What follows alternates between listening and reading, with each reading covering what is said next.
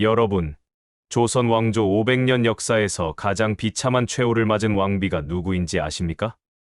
바로 태조 이성계의 두 번째 부인, 신덕왕후 강씨입니다. 그녀는 조선을 건국한 왕의 총애를 한 몸에 받았던 여인이었습니다. 왕은 그녀를 위해 궁궐을 짓고 그녀가 낳은 아들을 세자로 책봉하려 했습니다. 하지만 그녀가 죽고 난 뒤 그녀의 무덤은 파헤쳐졌고 그녀의 시신은 도성 밖 한적한 곳으로 버려졌습니다.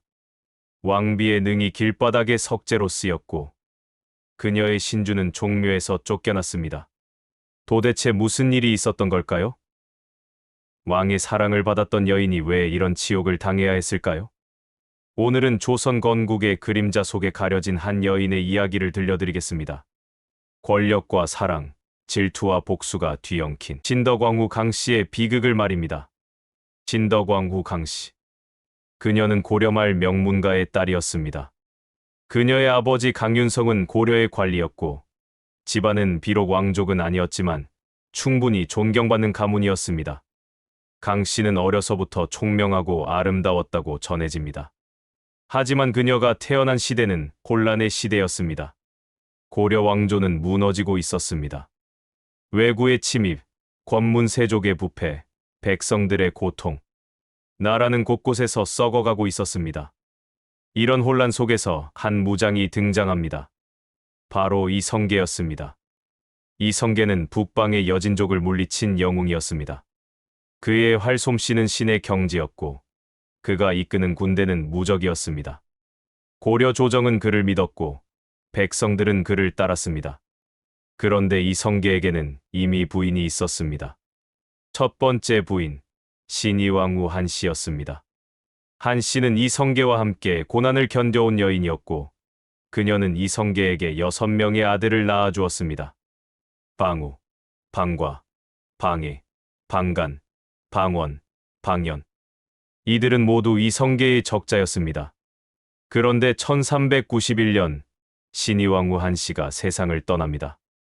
이성계는 깊은 슬픔에 빠졌습니다. 하지만 그는 여전히 권력의 중심에 있었고 조선 건국을 준비하고 있었습니다. 그에게는 새로운 동반자가 필요했습니다. 그때 강씨가 그의 곁에 나타났습니다. 강씨와 이성계가 어떻게 만났는지는 정확히 기록되지 않았습니다.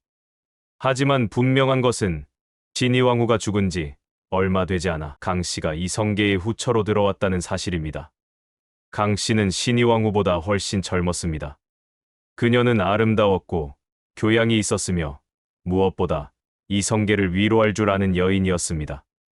이성계는 그녀에게 빠져들었습니다.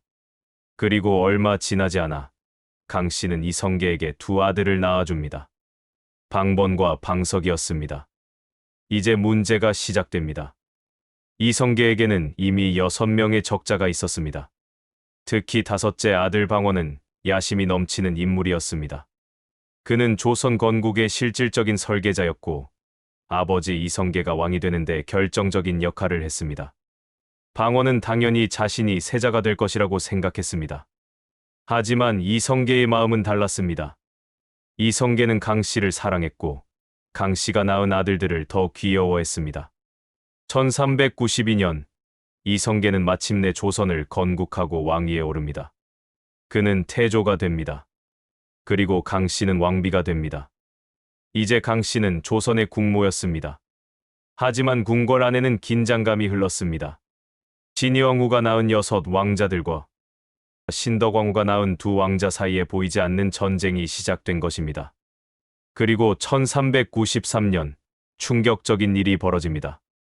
태조 이성계가 세자 책봉을 발표한 것입니다. 세자는 방원이 아니었습니다. 방간도 아니었습니다. 8째 아들, 막내 방석이었습니다. 당시 방석은 겨우 10살이었습니다. 조선 건국의 공신들은 경악했습니다. 방원은 분노했습니다. 하지만 왕의 명령은 절대적이었습니다. 왜 태조는 이런 결정을 내린 걸까요? 역사는 말합니다. 태조가 강씨의 애원을 거절할 수 없었다고. 강씨는 자신의 아들이 왕이 되기를 원했고 태조는 사랑하는 여인의 소원을 들어준 것입니다. 하지만 이 결정은 조선 왕실의 거대한 비극의 씨앗을 뿌리는 일이었습니다. 방석이 세자가 되자 궁궐의 분위기는 급격히 냉랭해졌습니다. 방원을 비롯한 왕자들은 이 결정을 받아들일 수 없었습니다. 그들은 조선 건국 과정에서 목숨을 걸고 싸웠습니다. 특히 방원은 정몽주를 제거하고 아버지를 왕위에 올리는데 결정적인 역할을 했습니다. 그런데 공을 세운 자신들은 제쳐두고 10살짜리 어린아이가 세자가 된 것입니다. 방원은 이것이 강씨의 계략이라고 확신했습니다. 그리고 그 뒤에는 정도전이 있었습니다. 정도전은 조선 건국의 이론가였습니다. 그는 신권 정치를 꿈꿨습니다. 왕권보다 신하들의 권력이 강한 나라를 만들고 싶어 했습니다. 그에게 어린 세자 방석은 완벽한 꼭두각시였습니다. 정도전은 강씨와 손을 잡았습니다. 그는 방석을 세자로 만드는 것을 적극 지지했고 태조를 설득했습니다. 반면 방원을 견제하기 시작했습니다. 방원과 그의 형제들에게서 병권을 빼앗으려 했고 그들의 사병을 해체하려 했습니다. 방원에게 이것은 생존의 문제였습니다. 병권을 잃는다는 것은 죽음을 의미했습니다. 궁궐 안에서는 두 진영이 형성되었습니다. 한쪽에는 신덕왕후 강씨와 정도전, 그리고 어린 세자 방석이 있었습니다. 다른 한쪽에는 신의왕후의 아들들, 특히 방원과 방간이 있었습니다. 태조 이성계는 이 모든 상황을 알고 있었을까요? 그는 알고 있었습니다. 하지만 그는 강씨를 너무 사랑했고 어린 방석을 지키고 싶었습니다. 그는 방원과 다른 아들들을 억압하는 방식으로 문제를 해결하려 했습니다. 1398년, 긴장은 극에 달했습니다. 정도전은 공공연하게 말했습니다. 왕자들의 사병을 없애야 한다. 그들은 국가의 위협이 된다. 방원에게 이 말은 선전포고나 다름없었습니다. 그리고 그해 8월, 마침내 사건이 터집니다. 역사는 이것을 제1차 왕자의 난이라고 부릅니다. 그런데 그 직전, 1396년, 신덕왕후 강씨가 갑자기 세상을 떠납니다. 그녀의 죽음은 너무 갑작스러웠습니다. 어떤 기록에는 병사했다고 하고 어떤 기록에는 구체적인 사인이 명시되어 있지 않습니다. 후대 사람들은 의문을 품었습니다. 혹시 독살이 아니었을까? 누가 그녀를 죽였을까? 하지만 증거는 없습니다. 다만 그녀가 죽고 나자 방석과 방번은 더 이상 보호자가 없었습니다. 태조는 슬픔에 빠졌고 정도전만이 그들을 지키려 했습니다. 태조는 강씨를 위해 성대한 장례를 치렀습니다. 그녀의 능은 도성 안에 만들어졌습니다. 이것은 매우 이례적인 일이었습니다. 보통 왕릉은 도성 밖에 만들어지기 때문입니다. 태조는 그녀를 가까이 두고 싶었던 것입니다. 능의 이름은 정릉이었습니다. 그리고 능 옆에는 흥천사라는 거대한 사찰을 지었습니다. 하지만 강씨의 죽음은 오히려 방원에게 기회였습니다. 이제 방원을 막을 사람은 정도전뿐이었습니다. 1398년 8월 26일 밤, 방원은 마침내 움직였습니다. 그는 사병들을 이끌고 정도전의 집을 습격했습니다. 정도전은 잠에서 깨어났습니다.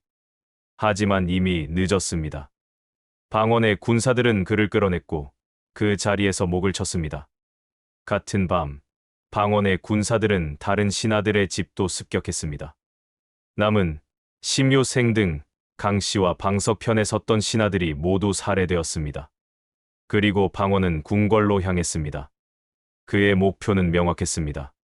방번과 방석, 강씨의 두 아들이었습니다. 방번은 도망쳤지만 잡혔습니다. 방석은 궁궐에서 끌려 나왔습니다. 두 왕자는 방원의 군사들에게 처형되었습니다. 당시 방석은 겨우 13살이었습니다. 태조 이성계는 이 모든 일을 궁궐 안에서 지켜봤습니다.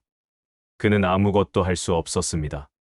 자신의 아들이 다른 아들들을 죽이는 것을 그는 그저 바라만 봐야 했습니다. 태조는 그날 밤 노인이 되었습니다. 며칠 후 태조는 왕위를 둘째 아들 방과에게 물려주고 물러났습니다. 방과가 정종이 되었습니다. 하지만 실질적인 권력은 방원이 쥐고 있었습니다. 그리고 1400년 제2차 왕자의 난이 일어납니다. 이번에는 방간이 방원에게 도전했지만 실패했습니다. 방언은 형제들을 모두 제압했습니다. 1400년, 방언이 마침내 왕위에 오릅니다. 그가 바로 태종입니다. 태종이 왕이 되자 그는 곧바로 한 가지 일을 시작했습니다. 진덕왕후 강씨의 흔적을 지우는 일이었습니다. 1409년, 태종은 명령을 내렸습니다. 진덕왕후의 능을 도성 밖으로 옮겨라. 정릉은 파헤쳐졌습니다. 강씨의 시신은 도성 밖 정릉동으로 옮겨졌습니다. 능의 성물들은 흩어졌습니다.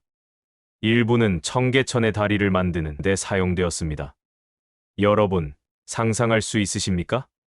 왕비의 무덤을 장식하던 돌들이 사람들이 밟고 지나가는 다리가 된 것입니다. 이것은 단순한 이장이 아니었습니다. 이것은 치욕이었습니다. 이것은 복수였습니다. 태종은 여기서 멈추지 않았습니다. 그는 흥천사도 폐사시키려 했습니다. 강씨를 위해 태조가 지은 사찰을 없애려 한 것입니다. 다행히 신하들의 반대로 완전히 폐사되지는 않았지만 사찰의 규모는 대폭 축소되었습니다. 그리고 종묘에서 강씨의 신주를 옮겼습니다. 왕비로서의 지위를 완전히 박탈한 것입니다. 태종은 왜 이렇게까지 했을까요? 단순히 강씨를 미워해서였을까요? 아니면 다른 이유가 있었을까요? 어떤 역사가들은 말합니다. 태종은 자신이 저지른 일을 정당화하고 싶었다고, 방석과 방번을 죽인 것이 옳은 일이었다고 역사에 남기고 싶었다고, 그래서 그들의 어머니를 악녀로 만들어야 했다는 것입니다. 강씨가 권력욕에 눈이 멀어 어린 아들을 세자로 만들려 했고, 그것이 왕자의 난을 불러왔다는 서사를 만들어야 했습니다. 승자가 역사를 쓴다는 말이 있습니다. 태종은 강씨를 역사에서 지우려 했습니다. 하지만 정말로 강씨는 악녀였을까요? 기록을 자세히 살펴보면 의문이 생깁니다. 강씨가 직접 정치에 개입했다는 명확한 증거는 없습니다. 태조가 방석을 세자로 책봉한 것은 그의 결정이었습니다. 물론 강씨의 영향이 있었겠지만 최종 결정권자는 왕이었습니다. 어쩌면 강씨는 그저 남편을 사랑하고 아들을 지키고 싶었던 한 명의 어머니였을지도 모릅니다. 진덕왕후 강씨의 능이 파헤쳐지던 날, 태조 이성계는 어디에 있었을까요? 그는 이미 상왕이 되어 궁궐을 떠나 있었습니다. 그는 함흥에 머물고 있었습니다. 아들 방언이 왕이 된 것을 인정하고 싶지 않았기 때문입니다. 태조는 방언을 용서하지 않았습니다. 자신의 사랑하는 아내가 죽고 그 아내가 낳은 아들들마저 죽임을 당했습니다. 그리고 이제 그 아내의 무덤마저 파헤쳐지고 있었습니다. 태조는 분노했지만 무력했습니다. 방언은 여러 번 사신을 보내 태조를 한양으로 모시려 했습니다. 하지만 태조는 거절했습니다. 심지어 사신들을 죽이기도 했습니다. 역사는 이것을 함흥차사라고 부릅니다. 태조와 방언, 아버지와 아들 사이에는 돌이킬 수 없는 강이 흘렀습니다. 그 강물은 피였고 눈물이었고 배신이었습니다. 결국 태조는 1408년 한양으로 돌아왔습니다. 하지만 그는 이미 부서진 노인이었습니다. 그는 1408년 한양에 돌아온 지 얼마 되지 않아 세상을 떠났습니다. 태조가 죽기 전 그는 무슨 생각을 했을까요? 조선을 건국한 영웅, 백성들이 따르던 왕. 하지만 그는 자신의 가족을 지키지 못했습니다. 첫 번째 부인은 조선 건국을 보지 못하고 죽었습니다. 두 번째 부인은 의문의 죽음을 맞았고 그녀의 무덤은 파헤쳐졌습니다. 그 부인이 낳은 아들들은 모두 형제의 손에 죽었습니다. 그리고 그 형제는 이제 왕이 되어 있었습니다. 태조는 어떤 표정으로 눈을 감았을까요? 한편 태종방언은 왕으로서 강력한 권력을 휘둘렀습니다. 그는 신권을 억누르고 왕권을 강화했습니다. 그는 처가인 민씨 가문마저 제거했고 자신의 처남들을 죽였습니다. 그는 철저했고 냉혹했으며 효율적이었습니다. 역사는 그를 성군이라고 평가합니다. 조선의 기틀을 다진 왕이라고 말합니다.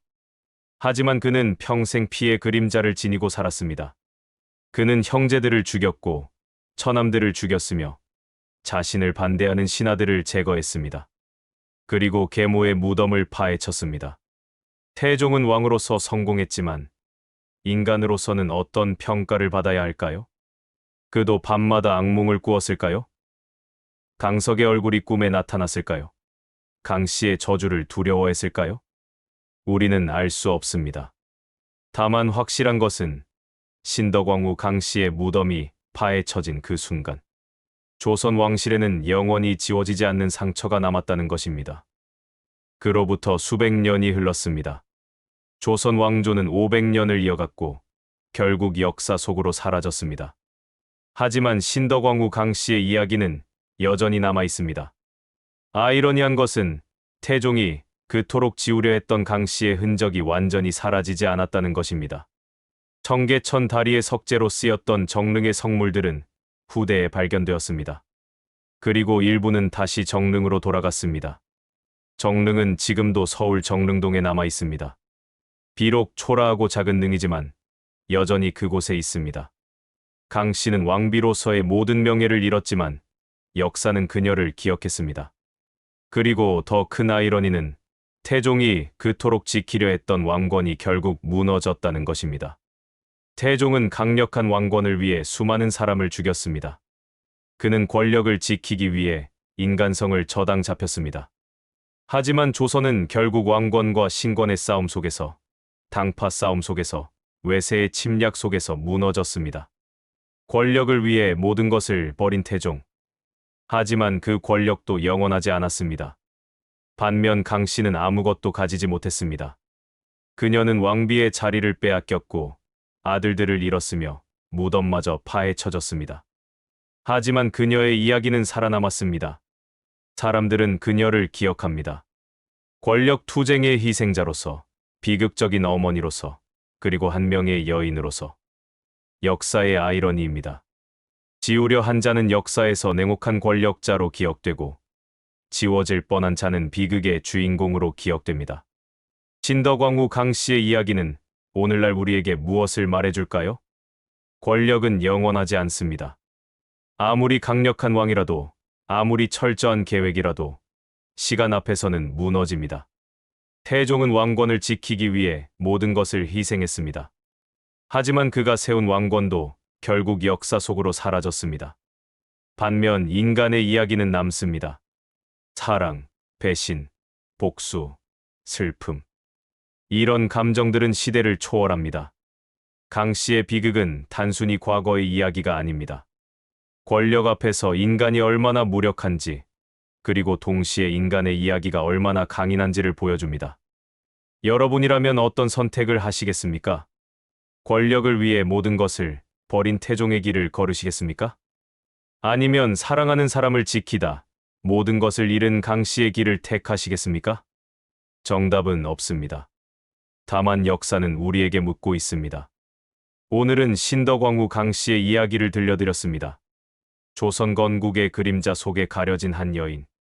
왕의 사랑을 받았지만 왕자들의 미움을 받았던 여인. 죽어서도 평안하지 못했던 여인.